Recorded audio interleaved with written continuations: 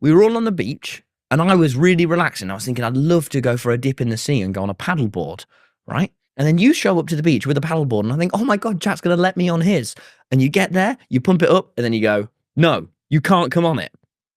So you go out there on the paddleboard, and I think, you know what, I'm going to make it. If I run over these rocks in my bare feet, then you'll respect me and you'll let in your bare feet. And you let me on. So I properly sprint down this beach and go, Jack, wait for me, Jack, wait for me. Because Jack thinks I'm in silly mode, but I wasn't. I was in chill mode. So I go, let me on. And you go, no. And you start boarding away. And at this point, I was getting seriously off. So I think, you know what, Jack, this is maybe a test of who I am. Maybe if I get out to Jack at sea, he'll respect me. So I swim all the way out. I swim. For audio listeners, I'm doing the action and everything. And I'm right as I get to the paddleboard, far out into the sea, you start boarding again. And I go, what the hell? And I even use a safe word. I go, Jack, seriously, you have to let me on now. My blood pressure's getting low. And you go, no. And you just keep going. And I get so cross. And I have to swim back to the beach with low blood pressure. It's a hot day, right? And I'm thinking, I want to go paddleboard. But the thing is, it's July. And the sea is currently still cold. If I fall in the water now, you know what's going to happen? I'm going to go into shock and die. Okay. I might go into shock and die. I don't want to get in the water. I just want to paddleboard. And I know by myself, I'm a stable paddleboarder. I won't fall because I'm good at that sort of thing. Well, surely you should even be able to empathize more with me in the cold sea swimming after. You'd already made your choice to get in the sea. But the thing is, I know the second you get on that board, you're going to go, you know what would be really funny right now and go and start wriggling so the paddleboard shakes because that's the sort of thing you would do. No, so I'm like, look, he's definitely going to knock me in. I don't want to go paddleboarding with this guy, so I say, no, you can't come on the paddleboard, right? And I go down to this, and you look pissed off, but you accept it, right? And I walk my paddleboard down to the sea to go board away and have a good time. And then just as I start paddling away, I see you sprinting down the beach going, ah! And like you're screaming. As if this is supposed to imply to me that you're then going to get on and be really chill. Well, there's another part to this, because I get back, and I'm really got the hump now, and then you get back, and you invite Tubbo onto the board. Tubbo's not going to shake. I wasn't going to shake. I have a guarantee that Tubbo won't shake. He'd never do that. I would definitely be in chill mode now, because I've just swam loads, and I'm exhausted. Yeah, but I also knew at this stage you were pissed off with me and might do it out of revenge. I was so cross, I started saying to everyone, I'm not doing the podcast with Jack. I'm going to ring Harry. Jack, I'm done with Jack. But I was so cross. And I texted Harry going, Harry, I need you for this podcast. I'm done with Jack. And he went, really? And then about 20 minutes later, I replied, no. Because...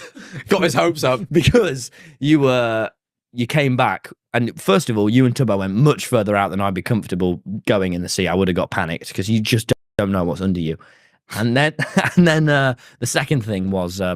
you let me go on your paddleboard with Freddie. I did. Afterwards, Tom went, can I go on with Freddie? And I was like, yeah, the only issue I had with you being on it was tipping me in. If I'm not on it, you can't tip me in. So I was like, yeah. And then we had to get the safe in the bin.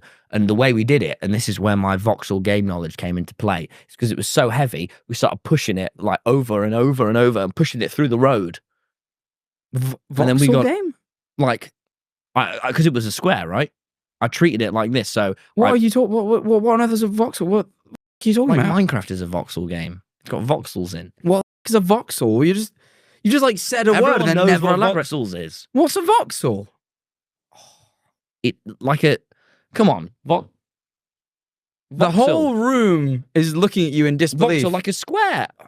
A voxel, yeah, is a car type of car, like a Peugeot or perhaps a Citroen. I can't believe this is what you're getting hung up on. Voxel is a 3-dimensional counterpart to a pixel. Okay. There you go. And my voxel knowledge, which clearly none of you have any, came into play, and I was pushing the safe over and over and over like this through the road. But it's not a voxel, it's a safe. I know, but it was a square, and I used the voxel knowledge on the safe. I used it. Are you an idiot? No, I think you are. What do you mean you used voxel knowledge to move a safe? Because it was too heavy to pick up. It was too heavy to pull. A normal person would think, oh man, I'm just going to have to get stronger, go to the gym and then pick it up. Not me. I pushed it over onto one surface, then over onto a surface again, then over onto its surface, like a block in a voxel in a game. That's not a voxel though. That'd be a block. Like a voxel. No, because it's a block in Minecraft. It can be a block made of voxels, but it's not. God, you're driving me up the wall right now. Harry wouldn't be doing this. I pushed it and I pushed it and I pushed it and I got it to the bin. I have a medical weak bladder and low blood pressure. And yet, when I was in the middle of the sea, this clearly person born with deficits, you left me out there to drown. Well, I don't believe that you had low blood pressure in that moment. I did. My No, vision was blurring. You literally just said the first excuse you can think of to make me do something. Oh, I had all right. Tom does that whenever he's in a state that he wants someone else to do something for him. He goes, my blood pressure is low. And don't get me wrong, he does get low blood pressure, but he absolutely makes it up sometimes. I fainted after the first episode of Breaking Bad. I fainted. I hit the ground, right? And I had to go to A&E with my mum, and she was so shocked. Because Bryan Cranston's acting was just too phenomenal. No, that was when I found my low blood pressure. And since then, if I go from a cold shower to a hot shower really quick, my blood pressure goes. If I stand up too quick, my vision blurs. It's a serious thing that you're making light of. Look, your worst moment is... What do you think having a job is like? Well, first of all, I'd just like to quickly anecdote by saying I did once have a job. My dad broke child labour laws and he paid me £2 an hour to work at his arcade. And then one time, one of the staff who later stopped working there put me behind the bar when I was 8. So that was my week of a job. Can I say something here? Yeah. Why can't 8-year-olds pull pints? They're not drinking them. And also, if I went to a pub and an 8-year-old served me a pint, I'd probably be inclined to leave a tip or something. Because I'm like, oh, bless him. I got very few tips. I only got strange looks. Even at age 8. Probably because of the labour laws, but I'm saying we should abolish them. Yeah. Children... Let's abolish child labour laws. Well, And also, Dad got really cross at me because it was his arcade, and as an act of generosity, I went and I got every single employee a drink on me. Because I didn't have to pay. That's kind. And it was very kind, but Dad was like, Tom, we're not in the financial position to do that. And I was like, Dad, it's fine. And he was like, no, it was wrong. And my dad's all chill, by the way. That's not, just so people don't think, his dad was hiring. I was happy to be there. I loved it. All right, you walk into work. What do you do? They're one of them first. Yeah, that's true. Then I would look for am I the boss? You're not the boss. No, you're really? Yep. Are you sure I You're like me. You're a minimum wage employee. Scaled my way up the company. Not yet. You're hot off the block. Right, you've just finished sixth form at Garibaldi School in their sixth form department, and you've just shown up to your first day as an IT job. Okay, and I'm showing up, and so I'd report to my superior. When you say you report to them, what do you mean? All right, you be my superior. I'm your boss. What's his name? You can call me Jim. Jim. I was going to say Jimbo, but I've realised my error. Jim. Yes. I'm your newest employee. How are you? I'm well, thank you. Thank you. I'm ready to do my job that you're paying me not enough for. Great. Well, we agreed on the wage, first and foremost. It's in the contract, so you can't really come... It's a bit early days to be asking for a raise. I'm excited for my job. That's good. That is very good. What enthusiasm time is in the day right now? It's 9 a.m. when you start. 9 a.m? That's when you really, start. Jim? It's a 9 to 5. It's a 9 to 5. You work a 9 to 5. I show up here at midday. No. 9 a.m. All right, Jim. All right. I accept. Okay. And you'll be here till 5. Only if I get a raise. You'll be here till 5. And if you take slightly too long on your lunch, you're making that back at the end. So you'll stay after 5. It's not be silly, Jim. You get 30 minutes for lunch. If you're even home by 1 minute, you're doing that 1 minute at the end. Seriously? Yeah. All right, Jim. I understand. You're some a hard bosses, ass. my boss wasn't like that. He was very nice, but all right. So what else, Jim? What else? Well, yeah, you probably should get on with the job. You know what the job is. You did the whole interview, and you know what your job is. And I'm going to go and do that. Yeah, job. here's a list of stuff to do. All right. Yeah, get on with that. Sorry, where is Stream? I wouldn't really say that. Jim, what do I do? I've done all my work and I've got nothing to do. There's always something to do. That's what bosses say. They say there's always something to do. But sometimes there genuinely wasn't, boss. Okay, well, there's genuinely nothing to do, Jim. What do I do? Well, find something to do. Think. What on our company could be improving, and you should have the initiative to manager. You should really be bringing value to the shareholders. Hang on, it's not Succession, Jim. It's not. Every company has shareholders, and you're here to bring them value. What else are employees there for but to bring shareholders value? All right. Okay, well, what if I change everyone's wallpaper every day to something funky and fresh? I don't really... How would that benefit everybody? Morale boosted. Surely they could just change their own wallpapers if they really. But it would be the spontaneity of not knowing. Oh my God, it's a fluffy unicorn on Tuesday for Fluffy Unicorn Tuesdays. That's my wallpaper. All right, yeah, sure. If that won't take you very long, you can Seriously, do that. your boss would let you do that. That sounds sick. I mean, I've just created Fluffy Unicorn Tuesdays just like that. Speaking of jobs where men work, we met a very interesting man. at the bar. Yeah. Oh my God. We had the most odd thing happen to us ever. Yeah. But we've had a chat for probably an hour at this point. Right. And there's a fella stood very close to me on my right. Very close. And to set the scene, we're on the balcony of this bar outside, overlooking one of the big streets in Brighton. It's quite a quiet little bar. It's a little bit fancy, you know, Jack's taken me here. And there's this guy stood outside, real close to you. Real close. And he's got headphones, wired headphones, like little earbuds.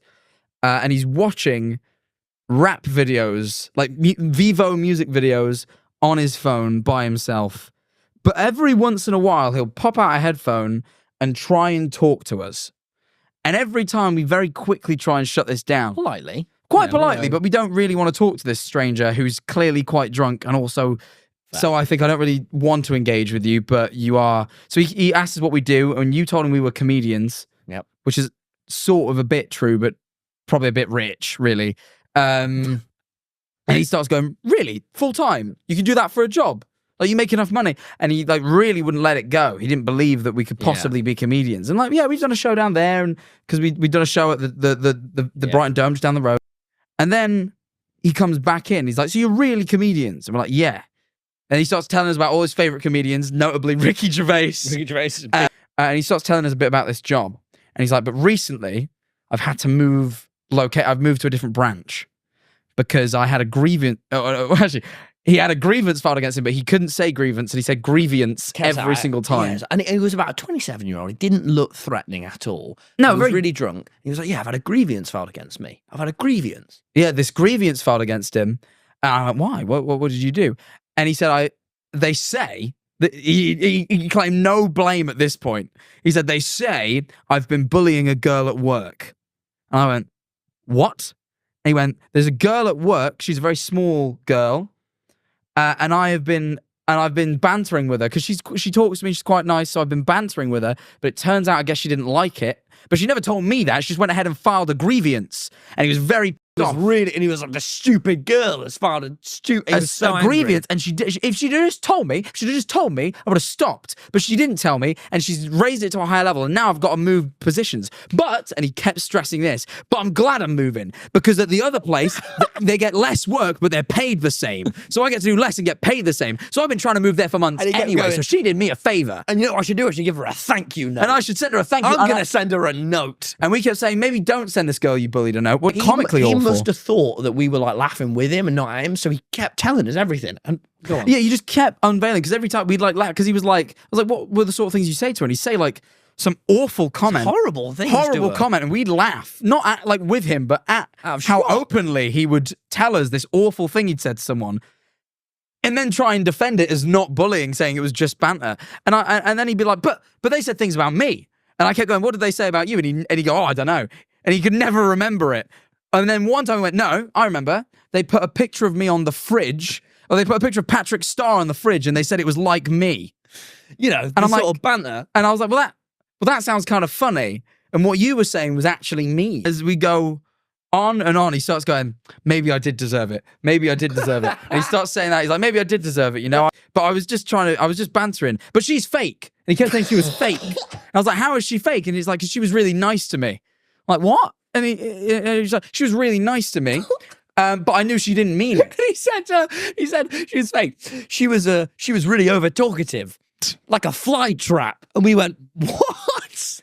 And it was mental. And we just kept laughing because of how crazy this all was. And then eventually, after he dug himself this hole deeper and deeper, and he really had, I think he realized himself now that this absolutely was bullying. He said the famous line that I know you want to say. He said, you know what? He said this to me. And he went, really candidly, and there'd been a few minutes of silence, and he just went, do you know what? I bullied her, but I loved it. And then Jack went, What? But you've just spent the past hour telling us that you didn't bully her and that you don't deserve the grievance. And then he just admitted it all. And then... it was crazy. This guy was crazy. Proper, like, actual, like, comedy villain. And he's like, no, yeah, but my friend was here. You'd like him. We fell out recently, but we're getting back on again. We're going to play Minecraft together soon. And that's when we were like, oh my God, wait, this guy plays Minecraft. This awful man plays Minecraft. So then Tom asked him. I go, oh, what, do you know, like, any Minecraft YouTubers or anything? Do you watch any Minecraft YouTubers? And then he went, hang on, you look like that one Minecraft YouTuber. I can't remember his name. And then Jack was playing along at this point, went, yeah, you do look like that one Minecraft YouTuber. What's his name? And I was like, what are you on about? Because I thought it'd be funnier to play along. So he was like, oh, you're that one guy. And the way he described it was the guy who dressed in the diamond armor and spoke to those chavs. And I was like, yeah, no, I know which guy you're talking about. Yeah, you do look like a guy like that guy, Tom. And you kept going, what guy? What? I'm like, that guy, did you not see the video? And you're like, no. So I'm like, Google the guy. I turned to the evil man. I'm like, Google the guy. He's like, but I don't know his name. So then he Googles Minecraft talks to chavs. Which doesn't show any of my videos. And a shocking twist yields no results. And we keep trying to speak to him, and he won't lay off it now. He's like, you really look like that YouTuber. Now you're that YouTuber. And he won't lay off it. And so I finally go, look, mate, let's say there's this YouTuber, right? There's this successful YouTuber that you know. If I was him, would I really have spent the past 2 hours listening to you chat? And he went, oh, no, you're right. And then moved on. That was all it took. He's a very, very bad man. And he went on to rattle. I've got to tell you, got water dribbled down your chin. Oh, really? Yeah, I don't know how long it's been there, but that is embarrassing. It looked like drool. It could have been drool. It could have been drool. I do drool a lot as well as dribble pee. You're very fluid heavy. Anyway, all right. Get this. I'll get through them quickly. One of them, a load of lads recognised me in Sainsbury's. Yeah, and they all got a photo with me, and they're a few years younger. And then one of them, they were all laughing, and one went, oh, cool hairstyle, by the way. And then all of them laughed. But for a second there, I'm not always the best with tone, I went, really? And then they all kept laughing, and I went, oh man, he's making fun of me to my face. But then I unpaused Kanye West, I Wonder, and I thought, I'm going to talk about this on a podcast. The second one is that's bad. That definitely should have won over the safe. And then my last one is I got this horrible slimy hug where basically this guy from who? I'd just been swimming and this guy came up to me. He was so excited to meet me. He was like, Tommy, innit, I love you. I was like, oh, thanks, mate. And he gave me a real intense hug, like a hug of like he'd just like seen his missus after a war or something, but It was me. Big green plant, small blue ant, blue stretchy shirt, camping in a yurt, green paper money, that's kinda funny, silver chrome dirt, okay, door frame handle, old looking candle, lousy couch, Peter Crouch, loud system, what did you say? I wanna hear you shout.